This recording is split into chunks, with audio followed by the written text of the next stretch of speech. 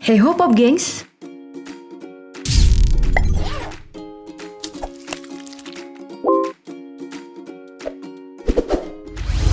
Demo atau promosi suatu produk dimaksudkan untuk mempermudah calon konsumen mengenali produk yang akan dipasarkan, sekaligus untuk menjaring konsumen lebih banyak.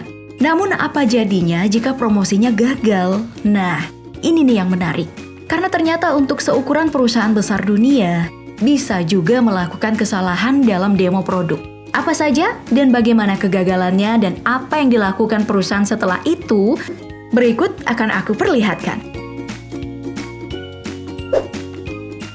Oke, kamu udah familiar banget tentunya dengan perusahaan teknologi multinasional yang berpusat di California, Apple. Mungkin kamu salah satu konsumennya.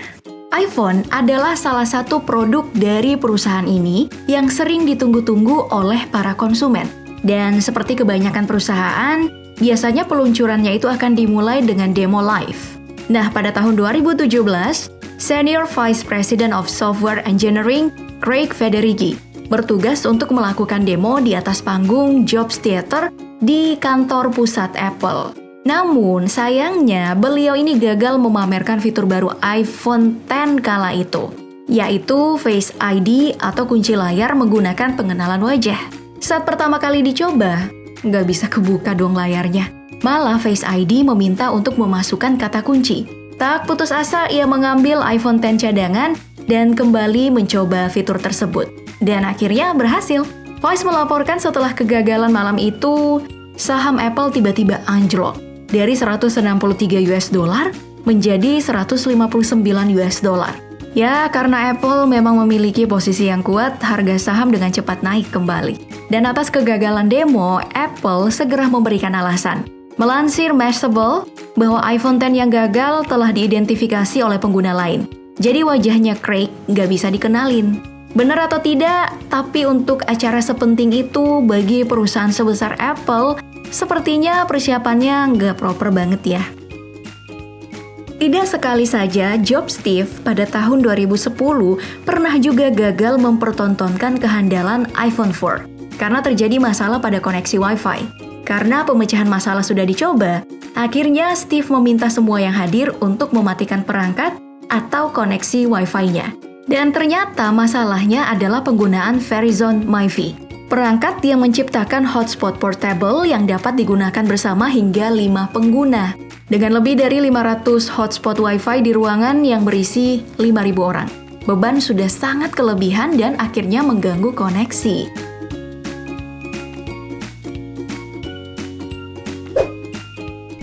Pesaing beratnya dalam industri teknologi global, Microsoft juga pernah melakukan kegagalan saat demo produknya. Tahun 2012, Stephen Sinofsky, mantan presiden divisi Windows Microsoft kala itu, berada di panggung mempresentasikan produk tablet pertamanya, Surface, dengan sistem operasi baru kala itu, Windows 8. Namun sementara sedang presentasi, tabletnya nggak berfungsi saat ia sedang mengoperasikannya.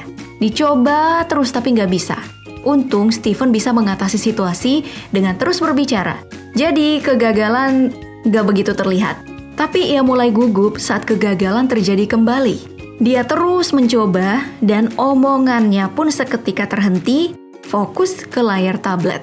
Hingga akhirnya ia permisi mengambil tablet cadangan yang telah disediakan.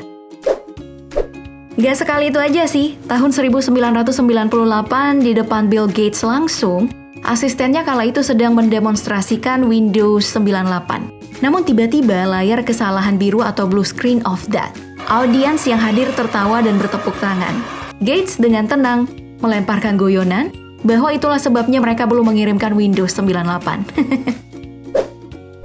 Kemudian di tahun 2006 kembali demo Microsoft terlihat gagal di depan halayak. Kala itu yang bertugas melakukan presentasi sedang mencoba salah satu fiturnya disebut pidato.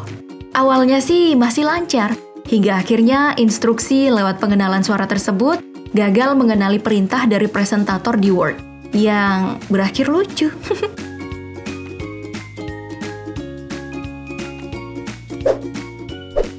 Tidak hanya di bidang teknologi, kegagalan demo produk juga dialami beberapa perusahaan mobil. Kegagalan ini Tentu saja selain bisa menurunkan minat juga mempermalukan perusahaan ya. Apalagi jika ingin memamerkan keunggulan tapi gagal. Seperti yang terjadi pada Volvo Car, perusahaan mobil mewah asal Swedia. Tahun 2013, muncul iklan produk baru mereka yang memperlihatkan fitur canggih, deteksi benda di depan dengan jarak tertentu. Agar tidak terjadi benturan, rem otomatis akan bekerja. Namun nih, saat demonstrasi produk dilakukan, yang terjadi itu justru sebaliknya. Remnya nggak bekerja otomatis. Objek di depan malah kena tabrak. Video ini lantas menyebar viral. Melansir laman Drive Safe and Fast, Volvo langsung menjelaskan bahwa produknya tersebut memang dilengkapi fitur keamanan kota, tapi tidak memiliki fungsi deteksi pejalan kaki. Itu harus dibeli terpisah katanya. Bahkan jika dilengkapi fitur tersebut, akselerasi berat pengemudi dapat menyebabkan sistem diganti dan dinonaktifkan. Sistem ini sangat canggih. Jika mobil mendeteksi adanya kesengajaan dari pengemudi untuk menabrak, maka sistem otomatis bakal mati. Hal serupa tak luput juga dialami perusahaan sebesar Tesla. Tahun 2019, perusahaan otomotif asal Amerika Serikat tersebut melakukan demo mobil Cybertruck. Mobil berbentuk seperti trapesium logam, diklaim anti peluru dengan bak yang bisa terbuka. Penonton pun terkagum-kagum. Hingga akhirnya datanglah seorang pria membawa palu besar, memukul rangka mobil lain yang langsung penyok. Kemudian si pria palu bergeser ke arah Cybertruck, memukul rangkanya tapi tidak sekeras yang tadi. Penonton tertawa bangga. Oke, selanjutnya demo kekuatan kacanya. Pria palu tadi berubah menjadi pria bola baja, melempar dengan keras ke arah kaca dan pecah. Penonton gak jadi bangga. Elon Musk dengan nada bercanda mengatakan mungkin sebaiknya nggak terlalu keras ya lemparannya. Pria baja pun meminta untuk mencoba sekali lagi dengan sedikit lembut. Tapi tetap aja pecah. Elon malu-malu nih, setidaknya bola tidak masuk ke dalam mobil ya katanya. Tak mampu berkata apa-apa, Elon undur diri dan demo selesai begitu saja. Namun di Twitter, Elon mengunggah video demonstrasi yang memperlihatkan tontonan yang berbeda. Kaca jendela tersebut mampu menahan bola logam dan memantulkannya. Video di belakang layar ini dilakukan sehari sebelum peluncuran. Dan mengenai kesalahan yang canggung di panggung tersebut, melansir BBC, Elon mengatakan bahwa insiden tersebut bisa dihindari jika pukulan tidak dilayangkan ke pintu terlebih dahulu.